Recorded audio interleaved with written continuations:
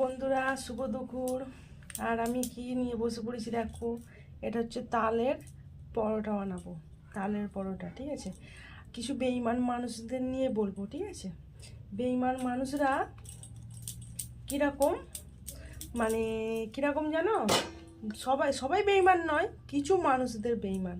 তাদের দেখবে দুটো হাত থেকেও দেখবে কানা, ভবিষ্যৎ তাদের কানা। কেন বলো? তারা তো বেঈমান। বেঈমান, সে তো বেঈমানদের তো মান সম্মানটা বিশাল। বেঈমান ছাড়া তো মান সম্মানটা তো বেঈমান না কেউ দেখাতে পারে না, ঠিক আছে। বেঈমানদের দেখবে সব সময় মান সম্মানটা বেশি।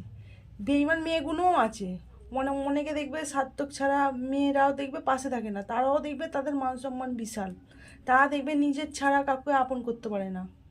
সেরকম বেঈমান মানুষগুলো দেখবে তাকে যতই ভালোবাসো, কোনোদিন কাউকে আপন করতে পারে না। সে সবসময় নিজেরটা বজায় রেখে, মানে অন্যজনেরটা, মানে সে গলায় দড়ি দিয়ে, দড়ি হাতে দিয়ে বেরিয়ে যাবে, আর নিজেরটা সবসময় বজায় রাখবে। সেরকম আমার বোন মারা গেল, আমার বোন আর চোট খাওয়া মাল, আর চোট খাওয়া মালেতে মারাই যায়।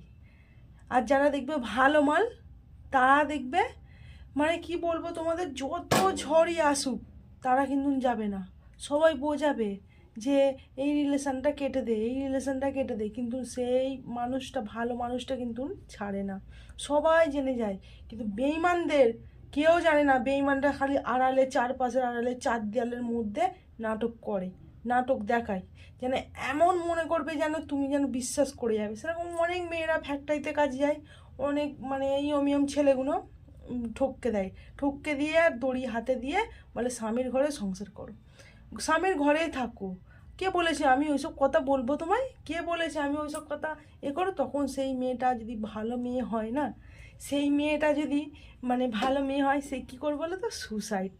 এমন বেঈমান ছেলেদের জন্যে তো অনেক মেয়েরা সুসাইডই করছে। তারা মনে করছে যে আমি এই করতে যাচ্ছি, কিন্তু সেই সে তো আর, মেয়েটা তো আর বেঈমান নয়, সে তো ওদের ঠাউরই পাচ্ছে না বেঈমানি চালটা, তাই না? এরম অনেক, মানে ছেলেদের জন্য অনেক বউয়েরা মরে যাচ্ছে। কেন মরে যাচ্ছে বলো তো?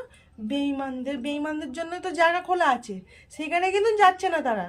তারা কিন্তু ছুঁচ হয়ে ঢুকছে আর নিজেরটা বজায় রেখে দিচ্ছে, মানে কেউ মান সম্মান যেন কেউ না থাকে। কিন্তু সে বুঝতে পারে না যে আমার মানুষের সামনে মান সম্মানটা দেখে আমার কি লাভ। যেটা উপরবালার তরফ থেকে যেটা দান, সেটা হলো আসল দান।